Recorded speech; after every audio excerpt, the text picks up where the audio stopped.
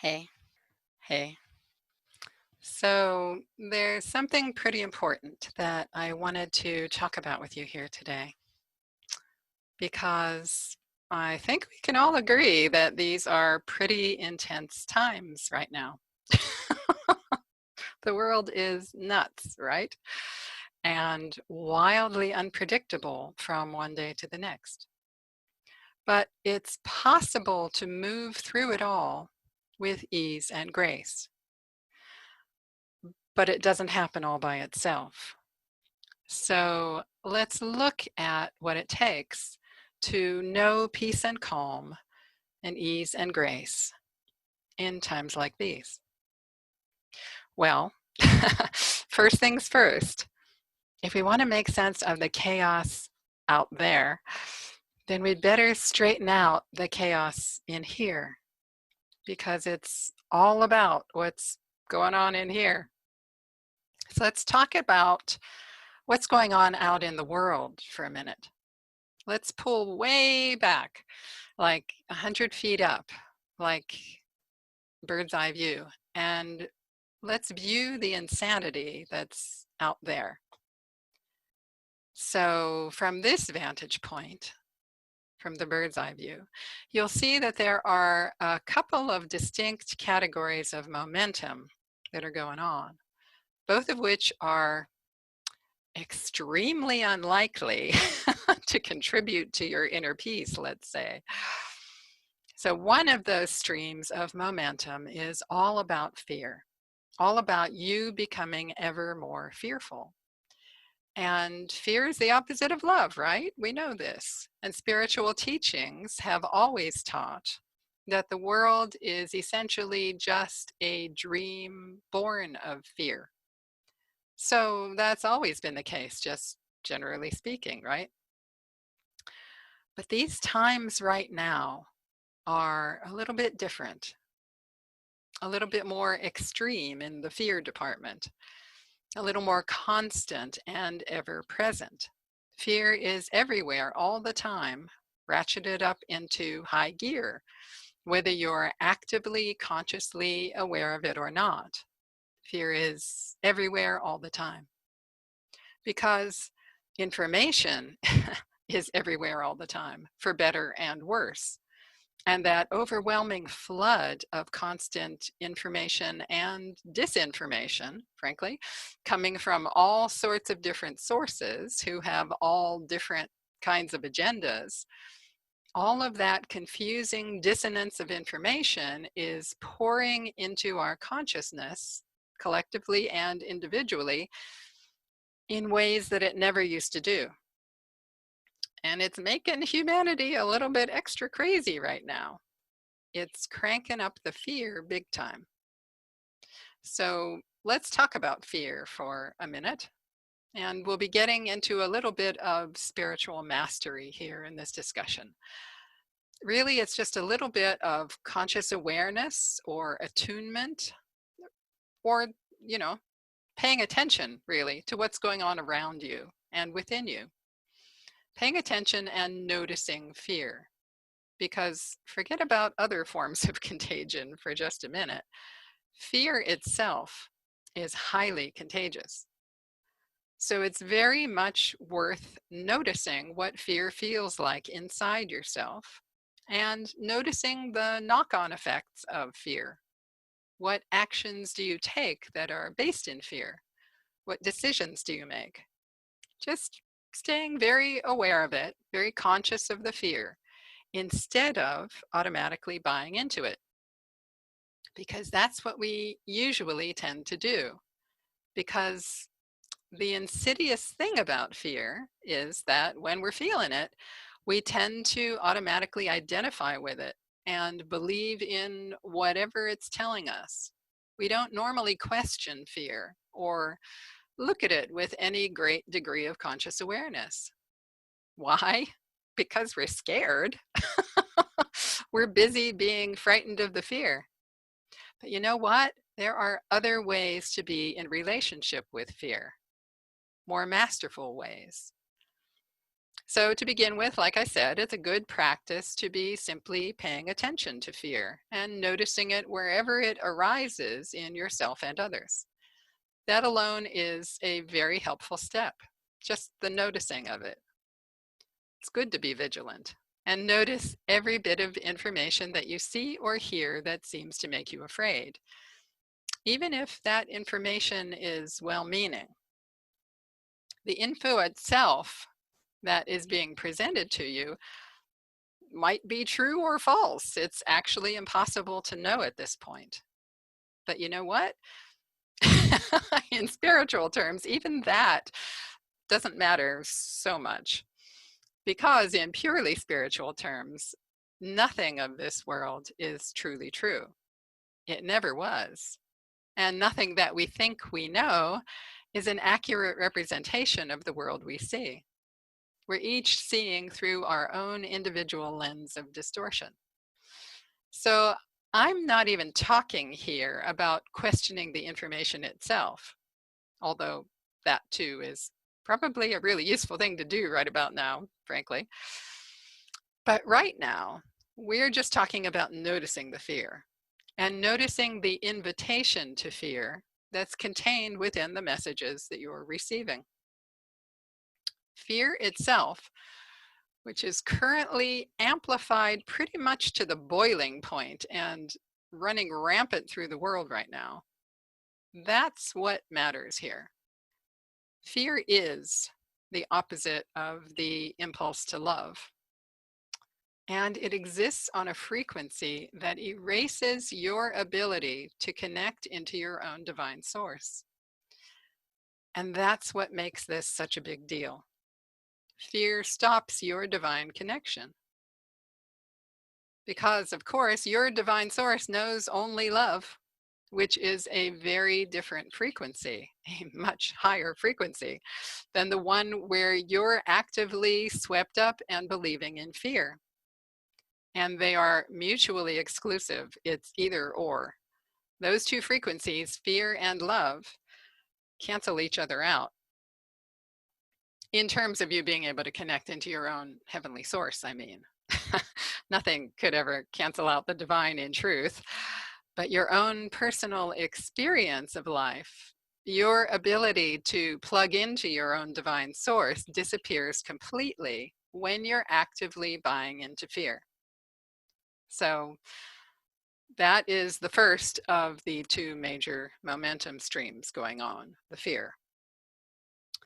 The second one, which also has a huge momentum behind it, the second one invites all of us into ever more divisiveness, I guess you could say, ever more reasons to split you from your neighbor.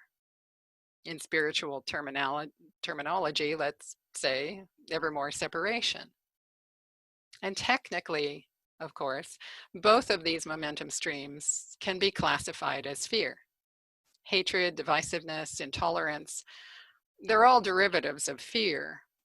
But it's useful to look at fear and divisiveness individually, just because it makes it easier to notice when one of them shows up, and then to consciously unplug from the belief in it.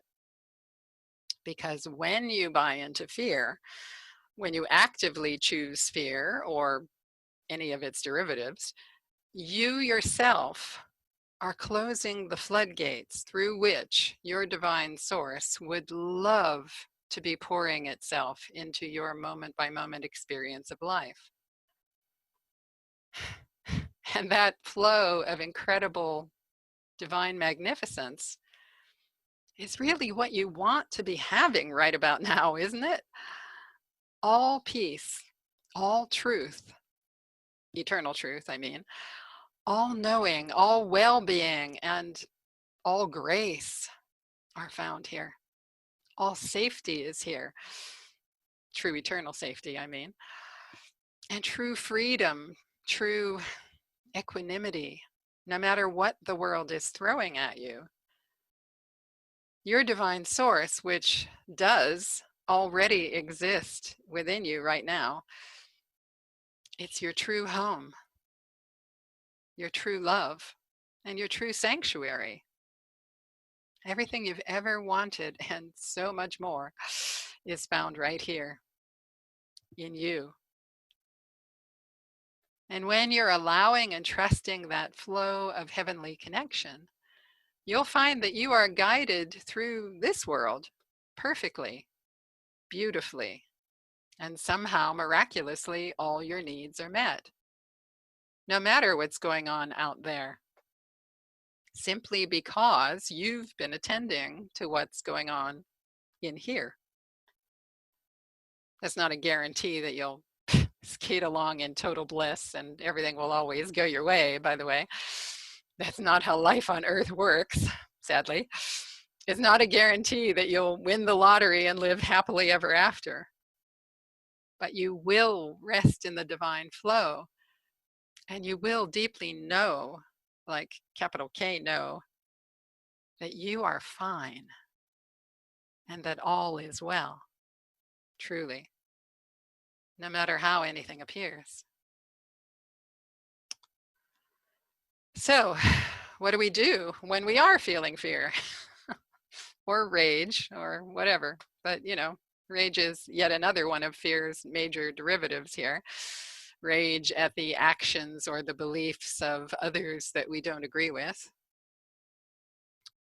Basically, it's okay to feel those things. You are human, and these are crazy times. So give yourself permission to feel whatever you need to feel. But stay aware.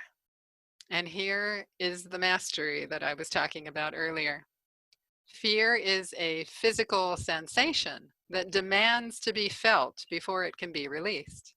And that's fine, but you don't have to buy into its storyline while you're doing that.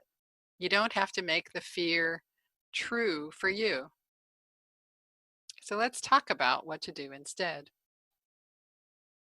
You gain automatic access to your own divine source every time you're consciously present inside your own body. Every time you're basically inhabiting the space that you're already in each now moment, in other words. So the body is actually key to opening that divine flow, in part because it's where your everyday consciousness resides. So in order to fully show up in the present moment, you have to consciously show up in your own body. You could say that the body is the gateway to the divine. Hear me out. Even though the physical body itself is technically made out of fear, just like the world is made out of fear.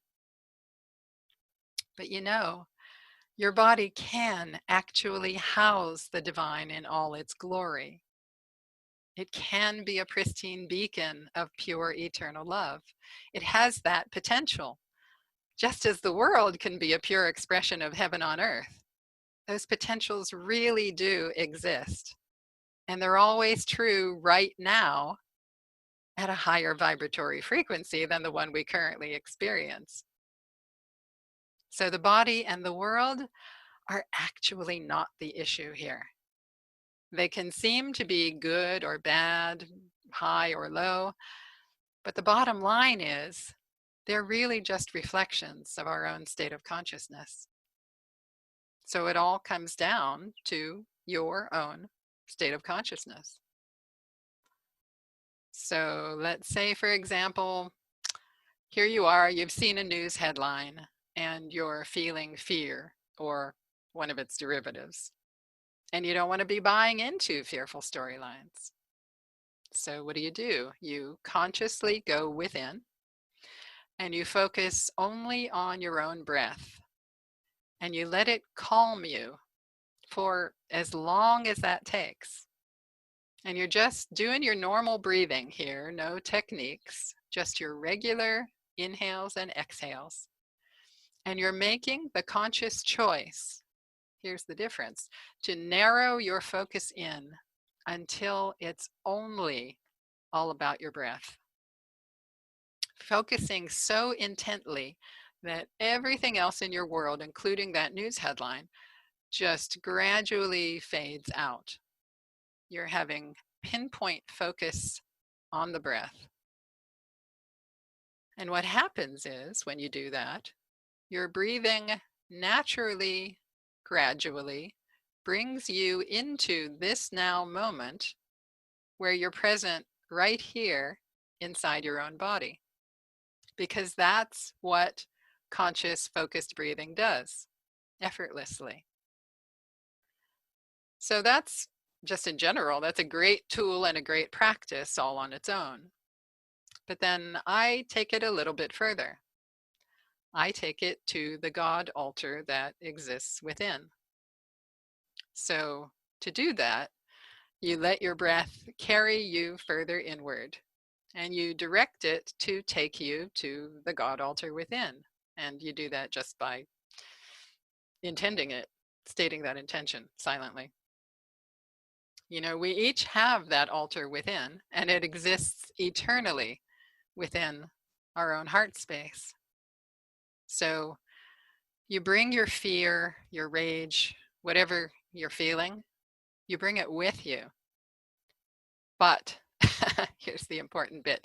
You let go of all your justifications for it, all your ideas of who's right, who's wrong, all belief in your ideas about why you're feeling it. And you just sit with the stripped down, pared back emotions themselves and the physical sensations in your body.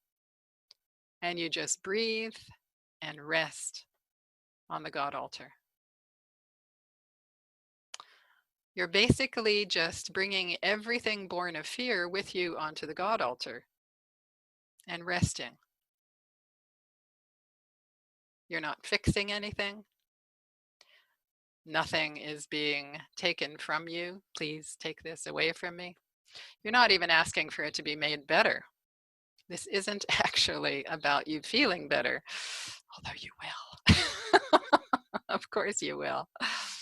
But this is about something that is so much bigger.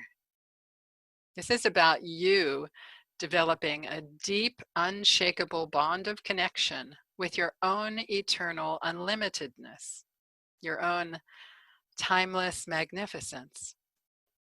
This is about you opening up and learning to place your full trust, moment by moment, in the glorious divine flow of eternal life that wants to pour endlessly through you. That's ultimately what this is about. You know, no doubt you have been told 1,000 times that you are a divine being. Well, that's no lie. It's no lie. So why not explore that truth of your own infinite, incredible beauty and rest with it on the God altar within? Bring everything here that disrupts your peace. Rest with it here and let your own pristine perfection slowly become embodied in you, as you. Because you might as well use this crazy time period as a gift, right? Let it inspire you to rise above propaganda and fear. Let it inspire you to say no to separation and to all forms of divisiveness. You really can learn to ride the waves of uncertainty with ease and grace, and dig really deep within to uncover the brilliant, sparkling jewel of your own divine identity, which has always been here, just waiting for you to find it.